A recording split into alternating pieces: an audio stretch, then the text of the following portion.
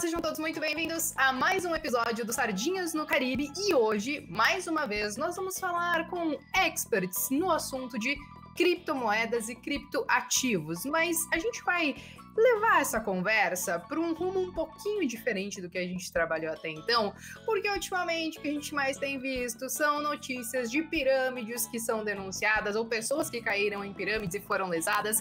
Então acho que a gente vai dar luz para esse assunto para tentar evitar com que as pessoas caiam nesse tipo de golpe. E eu vou dizer o seguinte: eu já entrei em uma pirâmide, já quero começar dizendo isso logo no início do episódio. Não era de criptomoedas, tá, menina? Era pirâmide, isso há uns mais de 10, 12 anos atrás, quando a gente queria ganhar dinheiro a qualquer custo, mas não sabia como. Mas antes da gente entrar nessa conversa, gente, a Raquel e a Thaís, elas vão participar hoje com a gente. E eu quero primeiro pedir pra Raquel se apresentar e depois a Thaís. Quem são vocês, meninas? O que vocês comem, o que vocês bebem para fazer o que vocês fazem hoje? E também para ter desenvolvido esse livro aqui, que para quem tá vendo do YouTube tá vendo, né? As meninas, elas mandaram esse livro que é Simplificando as Criptomoedas. Eu dei uma olhada já no que tem no livro. Tem uma linguagem muito simples, eu acho que esse é o ponto alto de toda essa conversa que a gente vai ter. Mas vamos lá, Raquel, primeiro você. Bom, eu sou Raquel Vieira, né? Eu sou de Minas, mas moro em São Paulo hoje em dia. O que me permitiu vir para São Paulo, inclusive, foi o mercado financeiro, que eu fui desenvolvendo bastante aí profissionalmente e vim trilhar o meu caminho aqui em São Paulo. Eu sou advogada criminal, né? Então a gente pega aí crimes financeiros também. A Thaís é minha sócia. E, além disso, eu também sou investidora em criptoativos. Sou apresentadora numa TV de mercado financeiro, a Top Game, do Alisson Correia também, que é um grande nome que a gente tem aí no Brasil. Grande Alisson. Já fizemos muita coisa juntos também. Ele é demais, ele é um ótimo profissional, uma ótima pessoa, admiro muito ele. E tive esse convite para trabalhar na Top Game também. Entrei lá tem poucos dias, está sendo uma experiência excelente. No mais, faço aí uns trades também, me divirto aí no mercado. É algo realmente que eu gosto demais de fazer. E esse livro surgiu aí, a ideia surgiu no ano passado, quando eu convidei a Thaís para escrever esse livro. É engraçado que a gente nem se conhecia. Conheci ela de nome, porque ela é referência, né, em Minas Gerais, no quesito aí de crimes, na advocacia criminal. E aí resolvi fazer esse convite para ela, unindo os meus conhecimentos de cripto, também aí de crimes, com os conhecimentos dela, principalmente pelo conhecimento que ela tem na área criminal. E aí surgiu esse livro. E a ideia é justamente essa, Bea, é trazer aí, da forma mais simples possível para a população, esse tema de crimes financeiros. Até porque muita gente já caiu em golpe mesmo. É algo muito comum. Cerca de 11% da população brasileira já caiu e muitos têm até vergonha de falar, né? Isso acontece muito. Então, a gente vem trazer esse conhecimento aí. Boa! Vocês já caíram em algum golpe financeiro? Thaís, você já caiu em algum golpe financeiro ou não? Vocês sempre foram ligadas nessas paradas? Então, não, graças a Deus ainda não fui vítima de golpes financeiros, apesar de ser muito recorrente. Tenho colegas na advocacia que já, sim, foram vítimas, né, de golpes financeiros. Isso é muito recorrente. Vejo isso na advocacia e no dia a dia. Então, o crime contra a ordem popular, em geral, ele está muito mais eminente, principalmente agora em questões das criptomoedas, do Pix, enfim, várias questões aí que a gente pode até falar mais detalhadamente. Claro, antes da gente falar sobre isso, eu quero saber de você, Thaís. Você também é advogada, né? Se apresenta para a galera também. Sim. Sou advogada de Minas, moro em Juiz de Fora, Minas Gerais. Desde o início, assim que eu comecei a advogar, eu já atuei na seara criminal. Eu participei de um caso, na verdade, sou advogada ainda, de uma organização criminosa bem conhecida aqui na cidade. E com isso eu fui ganhando repercussões no assuntos e isso foi me gerando também oportunidades de poder estar falando com as outras pessoas, até na comissão do sistema prisional, do qual eu faço parte da OAB, a direção da penitenciária sempre, a gente tem reuniões, a gente sempre está fazendo alguns tipos de eventos para poder debater a seara criminal que está a cada dia mais ampla, no sentido assim, de que ela está mudando, né? Ela está ficando mais organizada. A organização criminosa é uma lei recente que foi até alterada em 2012. E aí eu sou advogada criminalista, sou membro da Comissão de Sistema Criminal e também da ANACRIM, que é a Associação Nacional de Crimes aqui de Minas Gerais, e fiz esse livro também, especificamente a parte da emoção financeira e dos crimes financeiros. A gente tentou abordar de uma forma mais simples possível porque ainda é muito inédito o tema, né, para as pessoas. Já ouviram falar em pirâmide, mas não sabem o que é, nem como funciona. Então, por isso que gasta, assim, realmente as pessoas caem nesses golpes. Eu acho que é muito bom porque os conteúdos de vocês duas, eles super se complementam. Agora eu queria saber de vocês, as duas investem em criptos ou a Thaís, ela mais fica na parte de querer achar onde tem coisa errada para ir para cima da galera? Então, eu comecei fazendo hold, né? E eu mesma mostrei esse mundo para Thaís mais a fundo, apesar dela também, ela já sabia, né? Ela tem família ali, irmão que investe, mas eu mostrei ali mais a fundo esse mundo para ela. Eu comecei ali no hold, depois fui me apaixonando, hoje eu faço trade também no mercado. Gosto muito, levo isso até como uma fonte de renda, é parte aí da minha profissão. E você, Thaís, hoje você investe alguma coisa? Invisto sim. Eu tenho a plataforma, né, pela Exchange, invisto em hold, não sou adepta ao trade, tenho um irmão que faz muito trade, enfim, mas eu gosto muito desse universo das criptomoedas. A Raquel realmente me apresentou, porque eu também tive uma ideia inicial de que referia-se à pirâmide, né, a questão do Bitcoin, como muitas pessoas ainda acham. Mas a cada dia mais estudando e descobrindo essas questões do mundo cripto, as operações em geral, né? Porque eu acho que a gente sempre tem que se atualizar aí no mundo cripto. Mas sim, invisto em hold. Boa, o famoso hodler, né? Quando a gente fala das criptomoedas, né? Agora, vocês estavam falando de pirâmide, gente. Primeiro negócio, esses dias eu fiz um vídeo lá no canal e aí eu falei sobre as pirâmides financeiras, que a galera tem caído cada vez mais. Eu, há uns 10, 12 anos atrás, eu entrei numa pirâmide financeira que se disfarçava de marketing multinível, que era um negócio de viagens, tipo My Travel and Cash e tal. Não tem nada a ver com criptomoeda, mas eventualmente isso acontece. E eu acho que uma característica da questão das pirâmides como um todo, elas trabalharem com coisas que são difíceis de serem explicadas. Será que é por isso que as criptomoedas elas têm sido alvo para construir esses esquemas de pirâmide, porque é difícil de você explicar como funciona? Eu acredito que as criptomoedas, assim, muita gente está usando, né, das criptos para praticar golpes por causa da volatilidade. Então, eles têm justificativa para falar que isso vai dar altos rendimentos para a pessoa, fazer até uma promessa, né, coisa que é impossível hoje em dia, fazer uma promessa de rendimento. Então, eles usam dessas características das criptos para praticar crimes, infelizmente, né? E você tocou num assunto muito também importante, que é a questão do marketing multinível. Marketing multinível com criptomoedas, ó, já pode acender aí um farolzinho que alguma coisa errada provavelmente vai ter. É muito complicado você ganhar um rendimento em cima de outra indicação. Isso é uma coisa que não tem, assim, uma explicação mesmo. Não é uma coisa própria das criptos. Então, fique esperto, falou em marketing multinível com criptomoedas, ou até mesmo, né? Tem gente que fala de Forex, bolsa de valores. Não combina. Não combina, já é algo para ficar em alerta. Você sabe, Thaís, que essa história do marketing multinível, geralmente você vai ter que colocar mais gente para poder ganhar dinheiro e tudo mais. E esse acho que foi até um dos argumentos até do próprio Taleb, no sentido de que ele diz que é uma pirâmide ou uma bolha como um todo, porque tem muita gente entrando e fazendo subir aquele preço e não sei o quê. Só que eu acho que não é bem assim, não é exatamente isso que mostraria que uma Bitcoin ou uma criptomoeda é pirâmide, né, Thaís? Quais são as principais características que talvez a gente poderia mostrar que não, criptomoedas não são uma pirâmide? E quando a gente fala realmente de crimes financeiros, que você tem uma pirâmide de alguém realmente tentando aplicar o golpe, quais são essas outras características? Olha, principalmente, assim, como basilar, né, mente, da gente tentar explicar o que é uma pirâmide. Hoje as pessoas aparecem muito em redes sociais, elas não têm medo mais de mostrar a cara, o que tem, e isso passa certo tipo de credibilidade para quem está vendo. Inclusive, a pirâmide financeira, basicamente, ela inicialmente começa a dar lucros. Então, uma pessoa, ela pega aquele resultado e mostra para outros, a fim de chamarem outras pessoas. Enfim, qual a diferença de que a gente tem que detectar? É a questão de lucros exorbitantes, lucros rápidos. Tem gente que oferece de 5% a 30% ao mês. É algo que realmente inexistente no mercado financeiro, por mais que tenha algum tipo de investimento alto ou alguma rentabilidade, inexistente. Como as pessoas, no Brasil em geral, a gente é muito deficiente em educação financeira. As pessoas agem muito pela emoção. E o investidor, ou a pessoa que está ali, o intermediador, na verdade, ele age muito com a emoção, ele quer que você pense rápido, ele já te oferece uma proposta. E eu vejo pessoas que fazem Pix de 40 mil reais, de 20 mil reais, enfim, uma pessoa que ela nem conhece apenas pelo que ela fala, porque ela demonstra em rede social.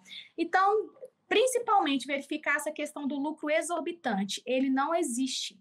Realmente, ele não existe isso no mercado financeiro. A gente tem que consultar a CVM, que é a Comissão de Valores Imobiliários, porque lá os bancos e as investidoras têm, sim, autorização para fazer essas transações bancárias. É lógico que as criptomoedas ainda não têm uma regulamentação no Brasil. Mas, de certa forma, até a internet, eu posso falar que o Google também é um grande facilitador, buscar pelo nome da pessoa, tudo que acontece ali, igual o caso Gladson, né? Que foi um caso também que a gente pode até falar em um momento oportuno. Foram 2 anos de investigação pela polícia.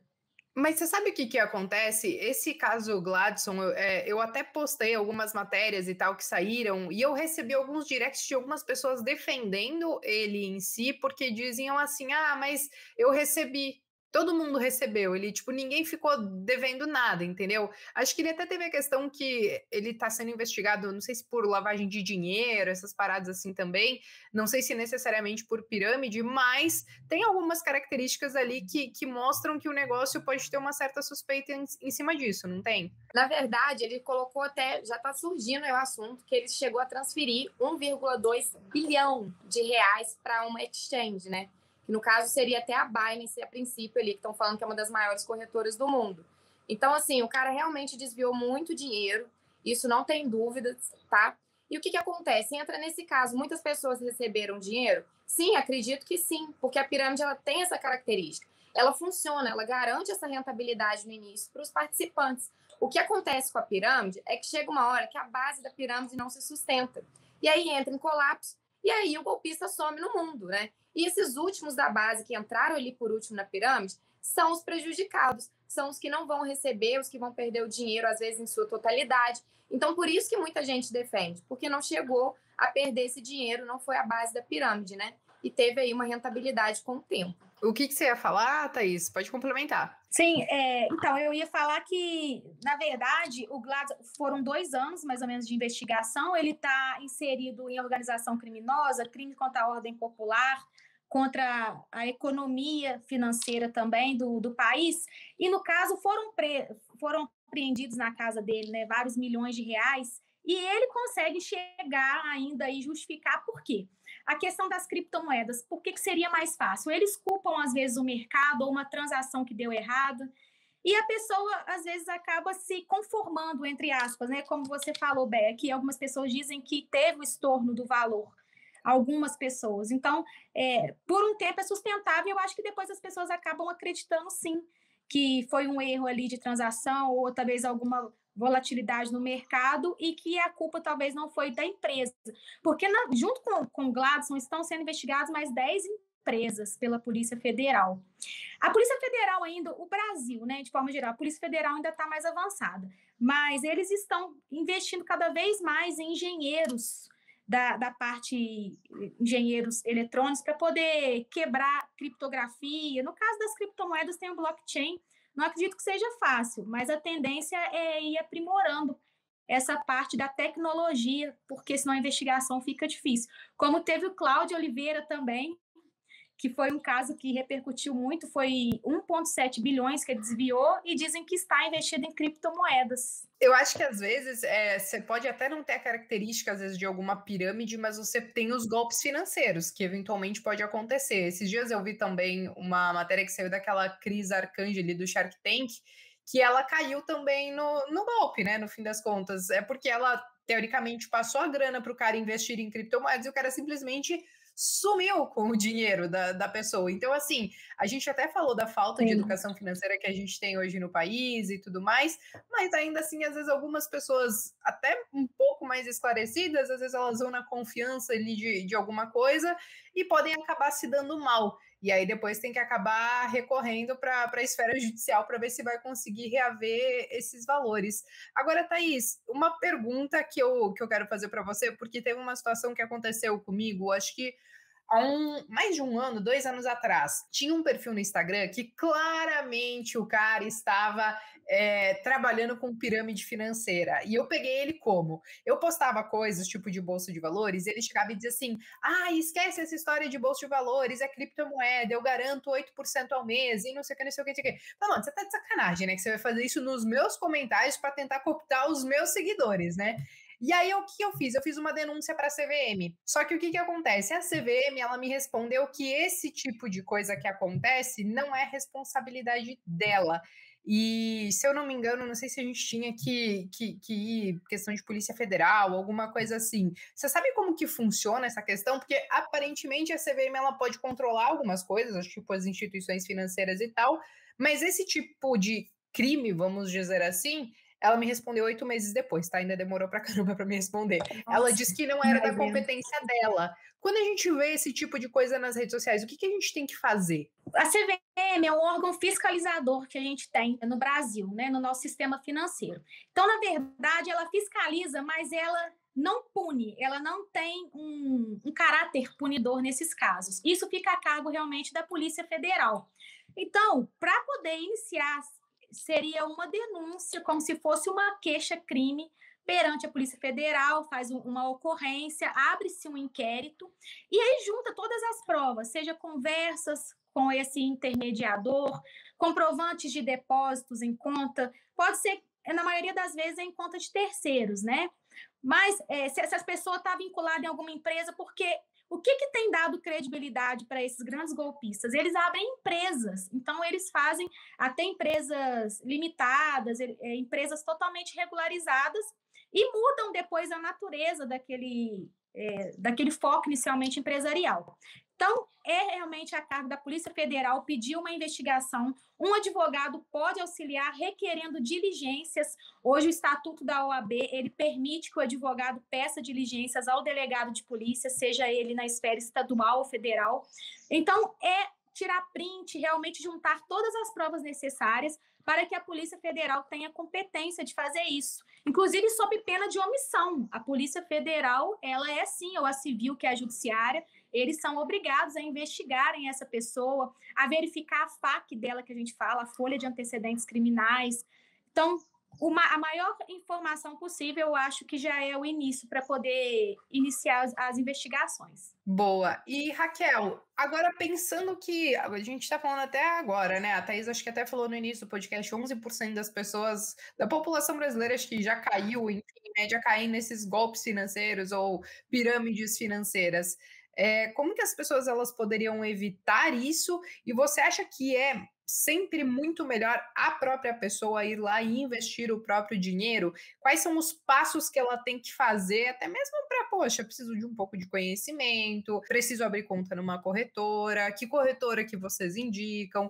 Quais são esses passos que a pessoa e os cuidados que ela tem que ter para não cair nesses golpes? Sim, eu sempre falo isso, que é muito importante você estudar e, preferencialmente, você mesmo investir o seu dinheiro. Hoje em dia, a gente tem muito acesso à informação, a gente tem conteúdo gratuito. Com isso, você já consegue investir ali, fazendo o básico e vai aprendendo pouco a pouco, entendeu? Igual você falou, e até pessoas, né, que até têm um nível de educação alto e tudo mais, acabam caindo em golpes. Eu já vi pessoas que pegam dinheiro de outras, falam que operou e perdeu dinheiro na operação. Então, a pessoa não tem nem como ir atrás disso, entendeu? Porque ela assumiu o risco. E, na verdade, é mentira. A pessoa nunca nem operou o dinheiro dela. Então, sim, a gente tem que se educar financeiramente, é o primeiro passo, ir atrás de informação, estudo, né? Para depois, sim, entrar aí no mundo dos investimentos. Outra coisa, ficar ligado aos sinais de golpes, tá? Não invista o seu dinheiro, se você preferir ainda assim investir com uma outra pessoa, em um lugar desconhecido, né? Não caia também na promessa de rentabilidade alta e garantida, porque ninguém pode garantir nenhuma rentabilidade, tá, nesse mercado de criptomoedas, nada é garantido. No mercado financeiro, em geral, é difícil, né, em renda variável, a gente garantir alguma coisa. Então, já fica alerta com isso. E também, geralmente, as pirâmides usam cláusulas de retenção de dinheiro. Então, eles pegam e falam assim, você pode investir aqui, mas o seu dinheiro vai ter que ficar preso aqui por X meses, tá? Isso também é uma característica de pirâmide. Não é difícil identificar uma pirâmide, tá? É só a gente saber ali as características, que todas são iguais, todas, praticamente todas. E saber identificar isso. E outro assunto que a Thaís tocou também, que a gente tem que ficar de olho. Esses golpistas, assim, né? Eles usam o Instagram para mostrar uma vida maravilhosa, fazer um marketing maravilhoso, falou que cresceu na vida com criptomoedas e que se você quer ser igual a eles também, coloca o dinheiro na empresa.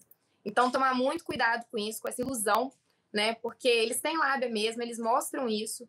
Então, tomar cuidado com isso e não acreditar em qualquer pessoa. Agora, Thaís, eu vi uns comentários, até mesmo nessa questão do Gladson aí que a gente estava falando, alguns comentários no sentido assim, eu sabia que podia dar errado, mas eu fui mesmo assim porque eu sabia que eu ia poder ganhar dinheiro. Essas pessoas que às vezes entram nas pirâmides, sabendo que é pirâmide, elas podem ser de alguma forma coniventes com esses crimes financeiros que acontecem ou até mesmo penalizadas, porque eu vi muito comentário nesse sentido. As pessoas não têm nem vergonha de dizer, eu sabia que era pirâmide, mas eu entrei para pegar meu retorno rápido e cair fora, entendeu? Sim, a partir do momento que não comprova-se que ela está organizada em uma ação permanente e no intuito de cometer crimes, ela é apenas uma vítima. Mas, se ela entra no esquema para poder convidar amigos, para chamar pessoas, aí sim ela pode entrar como integrante de uma organização criminosa, o crime que a gente fala, e responder sim por isso. Como nós falamos, no início, geralmente a pirâmide é sustentável, até porque é isso que gera até uma certa repercussão dela, que atrai pessoas.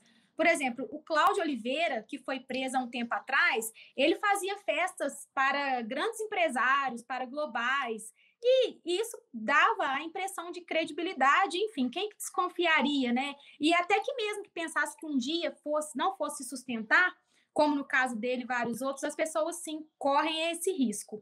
Se não ficar comprovado que ela esteve agindo no mesmo intuito que ele, então não, é uma mera vítima. Mas a organização criminosa, ela abrange muitas pessoas. Por quê? Ela vai por hierarquia. Eu tenho processos aqui em Juiz de Fora, inclusive da Polícia Federal, de uma grande organização, em que a denúncia, inclusive, do Ministério Público foi dividida em hierarquia. Por exemplo, quem eram os administradores, como se fosse uma gerência, o presidente, entendeu? Então, isso sim pode sim ser qualificado. É um crime contra a economia popular, né? A pirâmide ela não tem uma descrição, um tipo penal em si, mas ela é um crime contra o Brasil inteiro. Enfim, então, de certa forma, nós somos igualmente lesados. Então, a Polícia Federal está tentando reprimir da melhor forma isso e ampliando o máximo número de pessoas. Show. Bom, agora, Raquel, ainda voltando sobre a questão das criptos, e você falou, né? Poxa, se a pessoa ela quer investir, ela quer colocar o pezinho nesse mundo, ela vai acabar abrindo conta, por exemplo, numa corretora. Agora, como que eu sei se essa corretora ela é confiável ou não? Porque a gente está entrando num mundo onde a gente não tem uma regulação para isso. Se der alguma coisa errada com aquela corretora, você não tem uma CVM, você não tem um sistema financeiro ali com várias entidades que regulam essas instituições, ou enfim, o que acontece por ali. Como que a gente pode ter esse cuidado para escolher alguma corretora? E se você quiser falar sobre as corretoras que você utiliza, se você utiliza mais de uma, e como você chegou nelas, né, para escolher essas exchanges. Sim, a gente tem um site próprio de exchange, que chama exchangewar.info. Lá a gente tem as maiores corretoras do mundo, tá? E lá a gente consegue encontrar boas corretoras e corretoras confiáveis. No mais, a gente pode usar aí sites de busca, de pesquisa, para procurar determinada corretora, né? Eu gosto de utilizar a Binance, por ser a maior do mundo, por ter taxas menores, por também ter ali muita liquidez também, né, na corretora. Isso ajuda muito nas operações, principalmente para quem quer ir focar no trade. E cheguei nelas, assim, eu lembro que no início eu usava umas corretoras brasileiras, né? Eu tinha a Brasilex, que já fechou as portas, infelizmente, era uma ótima corretora, e a Mercado Bitcoin. Mas eu acabei migrando tudo para a Binance por questões mesmo de taxas e tudo mais. Mas desde o início eu fui bem cuidadosa para ver quesito de segurança. Justamente por a gente estar colocando na custódia de uma empresa, né, de uma companhia, o nosso dinheiro, os nossos ativos, as nossas criptomoedas.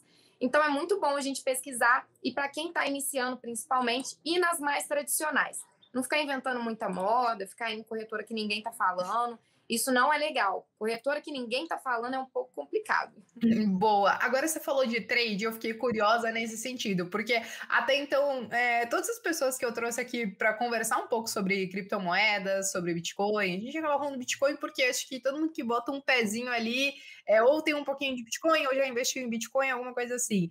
E a maioria era o hodler, né? Não ficava tradando criptomoedas. Como que funciona para você fazer isso? Você usa, tipo, análise técnica ou tem aquela análise on-chain, que eu acho que a galera ela fala. Como que você faz isso no seu dia a dia? E é realmente day trade ou você faz ali alguns trades curtos de poucos dias quando a gente fala de criptomoedas? Quando eu entrei no trade, eu comecei a fazer swing trade por causa da minha rotina, né? Porque o trade ele pode ser para todo mundo, mas você tem que encaixar ele no seu dia a dia. Como eu não tinha muito tempo de ficar ali acompanhando a operação, eu ficava ansiosa quando a operação era mais curta, queria ficar ali na tela do computador, eu decidi fazer o swing trade, que eram operações aí semanais, de uma semana, às vezes 10 dias, algo desse tipo. Mas aí eu fui cada vez mais ali me inserindo nas criptos e comecei a viver para criptomoeda mesmo, né? E aí eu fui encurtando essas operações. Hoje a minha maneira preferida de fazer trade é o scalp, que são operações curtíssimas, né, de 5 a 15 minutos, no futuros, né, que a gente faz aí a alavancagem. Então, eu acho que assim, quando você está fazendo trade, você vai encontrando a sua zona de conforto dentro do mercado. Isso é muito pessoal, né? Não é porque fulano faz e ganha dinheiro com isso que eu tenho que fazer. Você tem que encontrar a sua melhor forma de fazer dinheiro ali no gráfico. Eu gosto mesmo no futuros, faço análise técnica usando indicadores. Boa, então eu achei que era trade com as criptomoedas em si, mas você vai, por exemplo, para dólar e índice, é isso? Ou Não. é porque o futuros de mercado criptos? futuro. Isso, o futuro nas criptos é você fazer a alavancagem. Então, a gente usa ali, por exemplo, a gente tem a Binance Futures, né, que é onde eu mais utilizo. Ali eu consigo alavancar até 125 vezes meu capital na maioria das moedas. Não que eu faça isso, eu não recomendo alavancar 125 vezes. É o que a plataforma oferece, porque é muito risco você alavancar isso também. Costumo ali fazer uma alavancagem de 10 vezes, no máximo 20 vezes, que já é demais, né? Mas eu adoro fazer isso em operações curtas, dá um ótimo resultado. Cara, eu fui misturando as bolas, porque eu falei, eu operei já o mercado futuro, mas assim, dólar e índice aqui, e eu nem sabia, ou enfim, se sabia, eu tinha esquecido, mas eu acho que não sabia mesmo que você tinha futuros de criptomoedas que você poderia atuar. Então, isso é uma novidade para mim, acho que uma novidade para muitas pessoas que nos ouvem aqui nesse momento. Agora, meninas, a gente, cara, passa muito rápido essa conversa nossa, né? Eu falei, a gente poderia até se estender um pouco mais. Agora, eu queria trazer a Thaís de volta para a conversa. E, Thaís, você falou que você fala bastante no livro de vocês a parte comportamental, né, da galera que olha para esse mundo de criptomoedas, tem a parte das pirâmides e tal. O que você acha dessas pessoas? O que mais levam elas a caírem nesses golpes? Por que elas. Qual é o sentimento que se passa nas pessoas? Tipo, meu, preciso muito ganhar dinheiro, é ganância, quais os cuidados que ela tem que ter quando a gente fala mesmo dessa questão da psicologia financeira dessas pessoas, o que atrapalha e o que poderia ajudar e fazer essas pessoas reverterem esse caminho?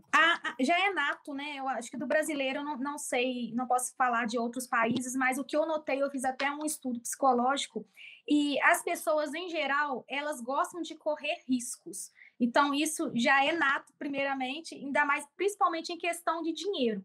Uma vez que o dinheiro, ele envolve outras questões emocionais na vida de uma pessoa, porque o dinheiro, ele reflete conquistas, ele reflete mudanças de vida, e inclusive na vida pessoal da pessoa, né? Assim, de um indivíduo.